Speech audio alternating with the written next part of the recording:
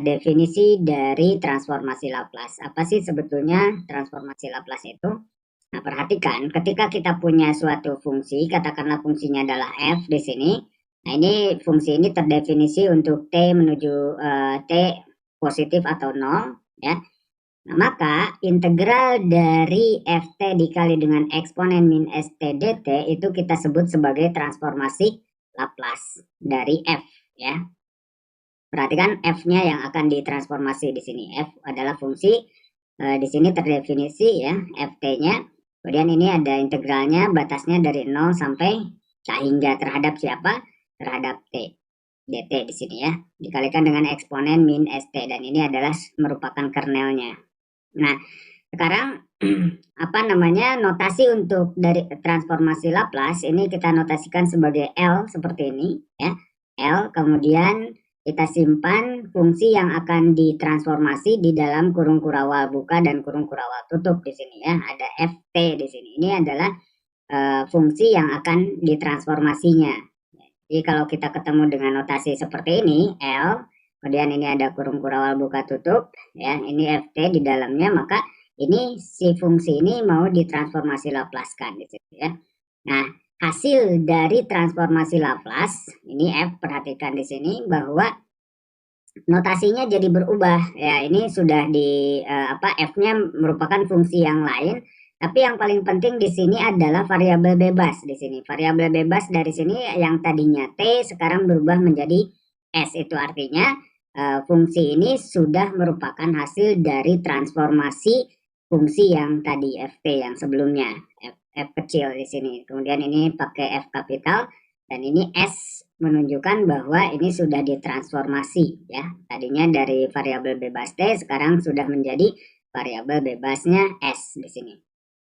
Oke, ada syarat yang perlu yang harus dipenuhi agar transformasi Laplace ini berjalan, yaitu yang pertama di sini adalah fungsinya atau integral dari ini dia harus konvergen. Ya, ketika hasil integral ini tidak konvergen ya atau divergen, maka transformasi Laplace tidak bisa berjalan dengan baik. Nah, sehingga di sini disyaratkan bahwa integralnya harus konvergen di sini ya. Baik. Nah, transformasi Laplace ini dia ditemukan oleh Pierre-Simon Laplace ya. Dia adalah seorang matematikawan dan ahli astronomi Prancis juga. Itu interval masa hidupnya yaitu di interval 1749 sampai 1827. Nah, oke, itu adalah mengenai definisi dari transformasi Laplace. Jadi saya ulangi, ketika kita punya fungsi ya f, kemudian mau ditransformasikan, kita notasikan sebagai Laplace dari f, nanti hasilnya itu adalah f besar yang dia bergantung pada s.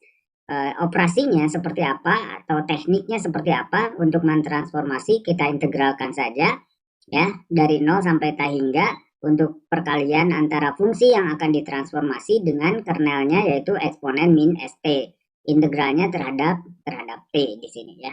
Nah, itu adalah definisi dari transformasi Laplace.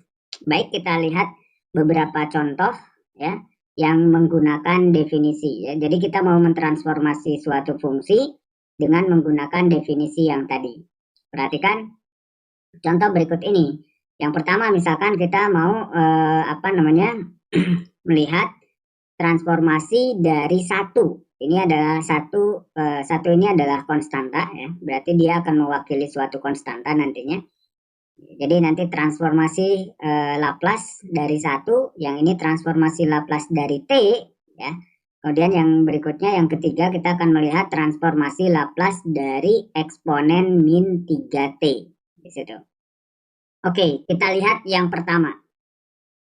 Laplace atau transformasi Laplace dari satu. Nah, ke depannya saya akan menyebutkan Laplace saja ya, agar mempersingkat pengucapan, jadi tidak menyebutkan transformasi Laplace. Jadi saya sebutkan saja Laplace 1, Laplace T, begitu. Nah, Laplace 1 di sini, berarti kalau kita lihat tadi dari definisi bahwa definisi mengatakan di situ tadi kita punya apa? Laplace dari, saya tulis di sini aja. Laplace dari suatu fungsi ft, ya, ini adalah apa? Integral 0 sampai t hingga ft dikali dengan eksponen min st dt kan. Nah, ini kita ingat ini adalah alat untuk mentransformasinya, ya. Nah, perhatikan bahwa ft-nya sekarang di sini adalah 1. Ya, ini adalah 1 di sini ya, ft-nya adalah 1, sehingga nanti kita bisa, ya ini karena komutatif, jadi kita bisa tulis ft dikali eksponen min st atau eksponen min st kali ft, di sini kali 1 ya. Berarti ini artinya hanya eksponen min st saja, karena kan dikali 1 di situ ya, ft-nya di sini 1 ya. Nah, sekarang kita akan menghitung integral dari eksponen min st dt. Ya. Perhatikan, karena kita lihat di sini ada t hingga dan t hingga itu bukan suatu bilangan, maka kita gunakan tanda limitnya saja. Ya, jadi tanda limitnya di sini kita gunakan limit b menuju t hingga ya, untuk integral dari 0 sampai b. Nah, ini kan jadi limit ya di sini.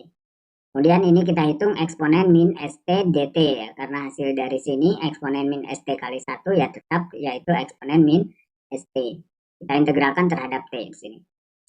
Nah, kalau kita evaluasi di bagian ini ya, kita evaluasi, maka hasilnya ini apa? Ini kita integralkan aja. Integral dari eksponen min st itu adalah min 1/s eksponen min st yang kita evaluasi di mana? 0 sampai b, karena ini batasnya, batas bawahnya 0 dan ini batas atasnya adalah b ya. Sehingga kita peroleh hasilnya di sini adalah, kita evaluasi dulu bagian ini.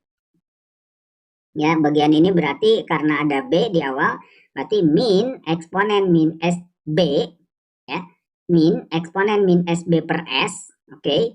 Kemudian dikurangi, ya, dikurangi ini 0, berarti kalau T-nya 0, atau saya tulis di bagian atas ini, biar lebih jelas.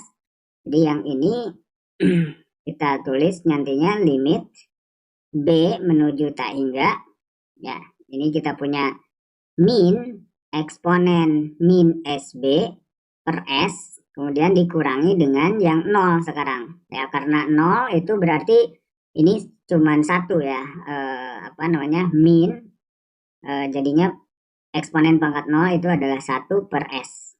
Nah, sehingga nanti kita memperoleh di sini adalah seperti yang ada di bawah sini ya.